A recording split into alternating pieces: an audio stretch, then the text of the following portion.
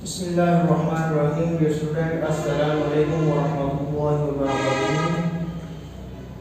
Class second year subject chemistry topic जो आज का हमारा है आयनाइजेशन एनर्जी। आयनाइजेशन एनर्जी सबसे पहले जो वर्ड्स है आयनाइजेशन आयंस से निकला हुआ है। आयंस जो आयंस अब देखना आयंस बनता कैसे है, आपने फर्स्ट ईयर में भी पढ़ा होगा और 9th के अंदर भी पढ़ा होगा। जब एक इलेक्ट्रॉन किसी न्यूट्रल एटम से जब रिमूव किया जाता है तो फिर वो किस फॉर्म के अंदर चला जाता है, आयंस की फॉर्म के अंदर चला जाता है।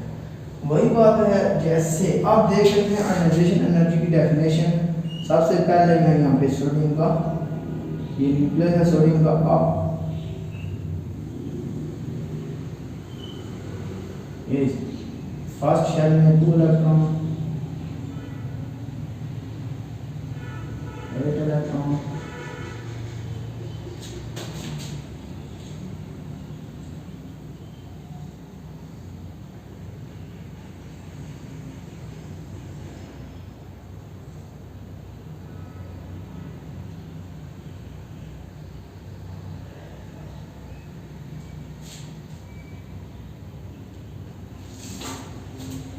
ये मैंने आपके सामने ओवरऑल कोशिश की है सोडियम की स्ट्रक्चर ड्रा करने की। पहले शेल के अंदर 2 इलेक्ट्रॉन है, दूसरे के अंदर 8 है, तीसरे के अंदर इसकी वजह से इसका जो एटॉमिक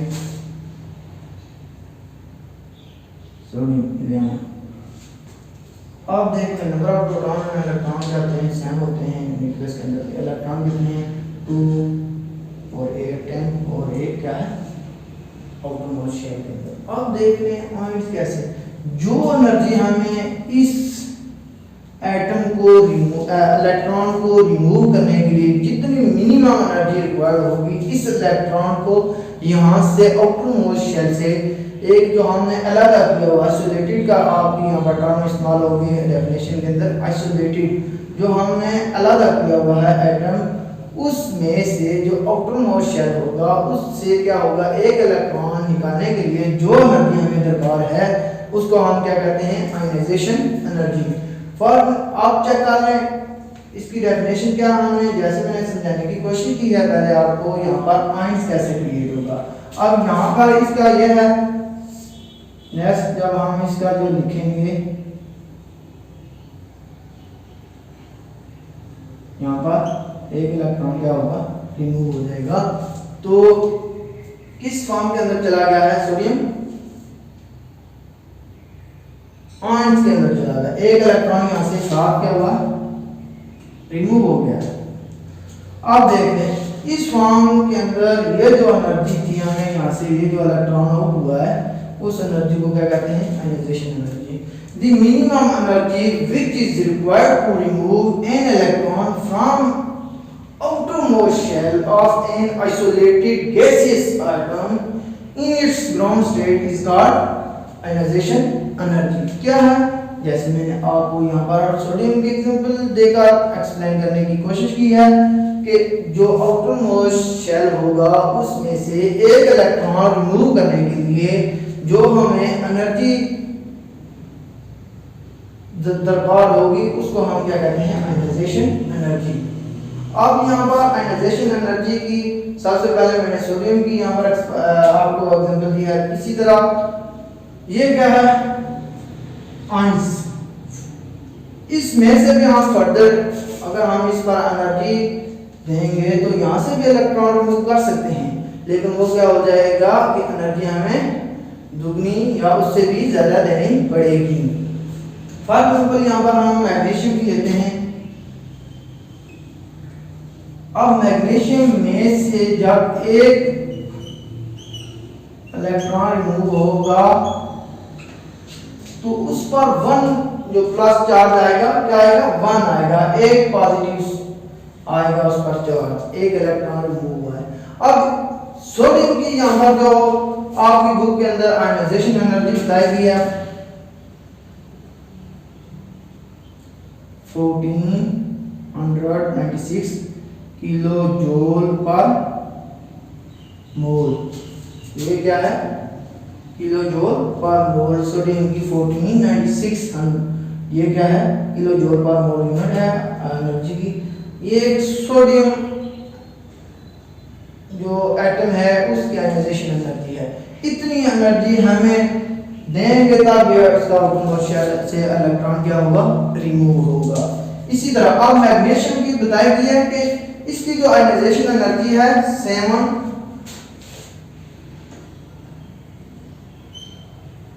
738 kg पर मोल।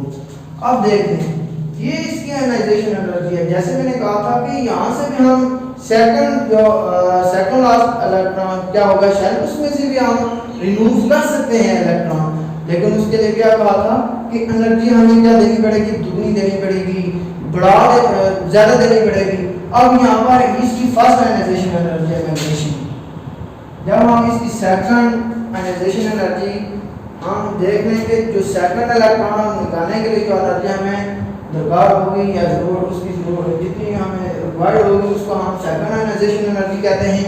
जैसे यहाँ पर क्या कर लेते हैं मैग्नीशियम आयन हमने लिया जिससे एक इलेक्ट्रॉन रिमूव है, उसमें से जब एक इलेक्ट्रॉन पहले से रिमूव था दूसरा भी इलेक्ट्रॉन इससे रिमूव हो गया तो यहाँ पर क्या आ गया, 2 चार्ज आ गया, पॉजिटिव 2 चार्ज।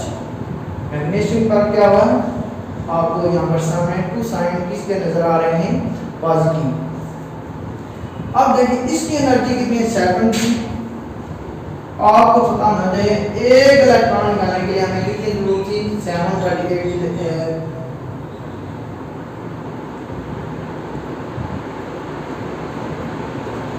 किलो जूल पर मोल, ये हमें जरूरत थी।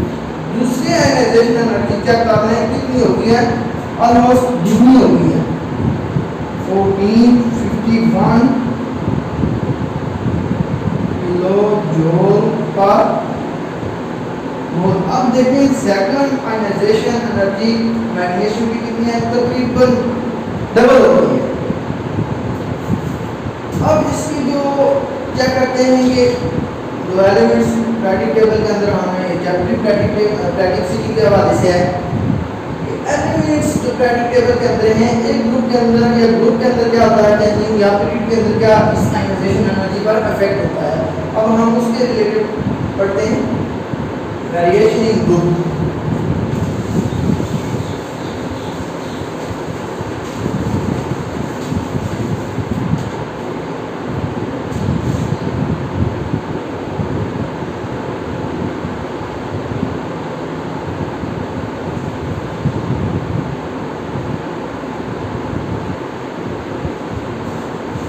चेक करते हैं कि एक group variation in group, check करते हैं कि एक ग्रुप के अंदर जो एनर्जी आयनाइजेशन एनर्जी है आया उसके अंदर क्या चेंजेस आते हैं। वेरिएशन का मतलब क्या होता है कि उसके अंदर क्या चेंजेस आ रही है, क्या तब्दीली हो रही है। आप सबसे पहले चेक करते हैं कि आयनाइजेशन एनर्जी डिपेंड किस चीज़ पर कर रही है, फिर हम उसके आगे डिस्कस करते हैं। सबसे पहले डिपेंड किस पे, magnitude of nuclear charge, depend किस पे कर रही है ionization energy,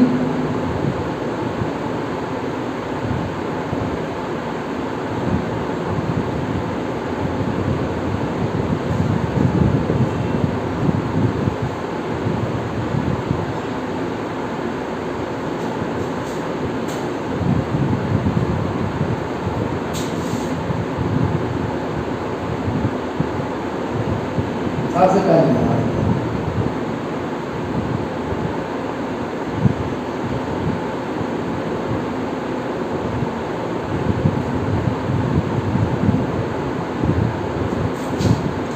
magnitude of nuclear charge के ऊपर सबसे पहले ये डिपेंड करती है आयनाइजेशन एनर्जी। सेकंड वन है साइज ऑफ एटम,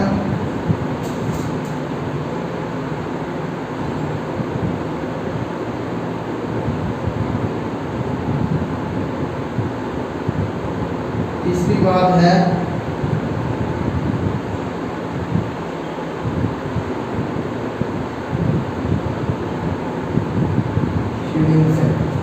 ये जो आयनाइजेशन एनर्जी है 3 फैक्टर पे डिपेंड करती है। ये 3 है magnitude of nuclear charge, size of an atom, shielding effect. ये तीन जो चीज़ें हैं ये ग्रुप के अंदर एटम पर असरअंदाज करती हैं। वो कौन सी तीन चीज़ें हैं? Magnitude of nuclear charge, size of an atom, shielding effect. आप देख लें इन तीन की वजह से जो आयनाइजेशन पर क्या असरात होते हैं, इफेक्ट होते हैं, वो क्या करते हैं। अब देख लें shielding effect. Shielding effect is actually the repulsion due to electron between nucleus and outermost shell. अब शील्डिंग इफेक्ट होता क्या है ये चेक करना है। Shielding effect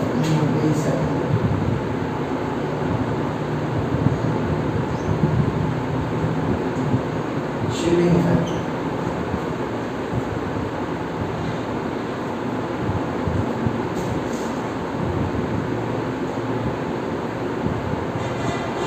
repulsion due to electron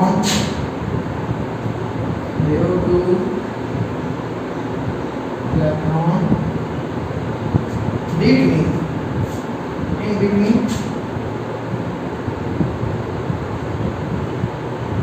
nucleus and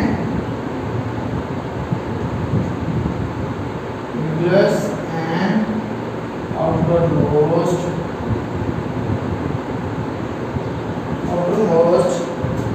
shell। अब शील्डिंग इफेक्ट क्या है कि जो रिपल्शन होती है इलेक्ट्रॉन के दरमियान, जो इलेक्ट्रॉन जो रिपल्शन जो क्रिएट होती है between nucleus and outermost shell, जो आउटरमोस्ट शेल होता है एक एटम के अंदर, उस आउटरमोस्ट शेल इलेक्ट्रॉन और न्यूक्लियस के दरमियान जो रिपल्शन कॉज हो रही है वो एक्चुअली क्या है, शील्डिंग इफेक्ट है। अब देखते हैं this effect increases the size of atom increase due to addition of extra cell। अब हमने ग्रुप के बारे में जब हमने पढ़ा था टॉप टू बॉटम आएंगे ग्रुप के अंदर तो उसका साइज बढ़ेगा। उसकी साइज बढ़ने की रीज़न हमने क्या बताई थी, क्या डिस्कस की थी कि उसका और जो आउटरमोस्ट शेल इलेक्ट्रॉन क्या होता है वो ऐड होता जाता है जब हम टॉप से बॉटम की तरफ आएंगे। अब जब ये टॉप से बॉटम की तरफ से टॉप टू बॉटम आएंगे रेडी टेबल के अंदर ग्रुप के अंदर तो फिर क्या होगा, साइज उसका बढ़ेगा। जब साइज बढ़ेगा तो उसका मतलब है कि जो न्यूक्लियस और क्या होगा आउटरमोस्ट इलेक्ट्रॉन होगा उसके दरमियान क्या होगा, डिस्टेंस बढ़ जाएगा, उसके दरमियान अट्रैक्टिव फोर्सेस वीक हो जाएंगी जो ये इंक्रीज होंगे।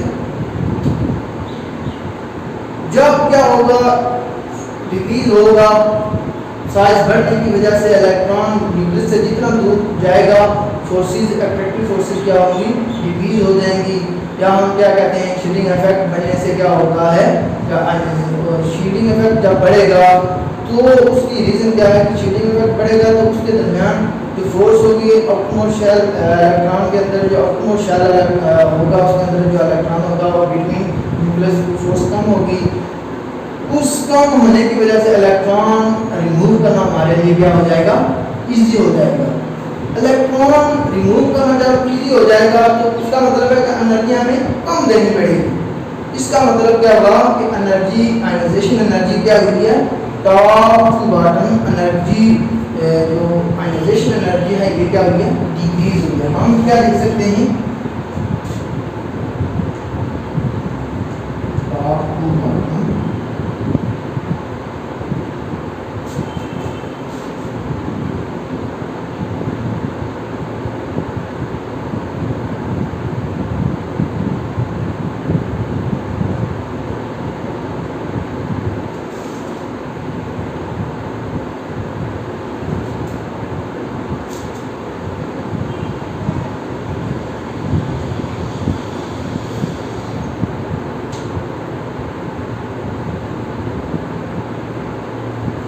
ये हम लिख सकते हैं टॉप टू बॉटम ग्रुप के अंदर क्या आयनाइजेशन एनर्जी डिक्रीज हो गई है। रीजन आपको बता दी है। इस वजह से क्या होता है कि जो अल्कली मेटल्स हैं जैसे आपकी ग्रुप के अंदर एक ग्राफ बना हुआ है, मैं कोशिश करता हूँ वो भी आपके सामने होगा। अब ये टेबल के अंदर जो अल्कली मेटल के बारे में बताया गया कि आप चेक कर लें, लिथियम का जो एटॉमिक नंबर होता है वो 3 है, इस पॉइंट पर क्या है, इसका आयनाइजेशन एनर्जी तकरीबन ऑलमोस्ट 500 और 600 के बीच में, हम कह सकते हैं 550 के राउंड अबाउट है। अब देख लें इसकी उसी तरह जब हम टॉप टू बॉटम आ रहे हैं ग्रुप के अंदर आयनाइजेशन एनर्जी क्या हो रही है, डिक्रीज हो रही है, हमें बता रही है कम होती जा रही है। अब लिथियम की बनिस्बत जो चीजें है यहाँ से इलेक्ट्रॉन निकालना हमारे लिए क्या है, इजी है। इस टेबल के अंदर टोटल ये जो बात बताई गई है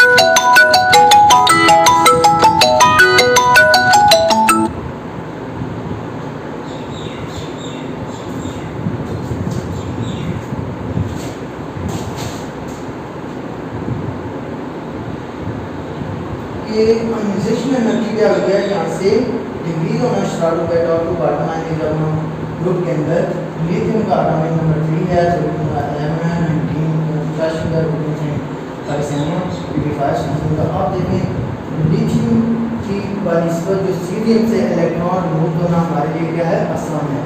ये टॉप टू बॉटम जब इस वजह से हमने क्या कहा था, आयनाइजेशन एनर्जी डिक्रीज होती है। ये था ग्रुप के रिलेटेड। अब चेक कर लेते हैं कि वेरिएशन अक्रॉस पीरियड्स।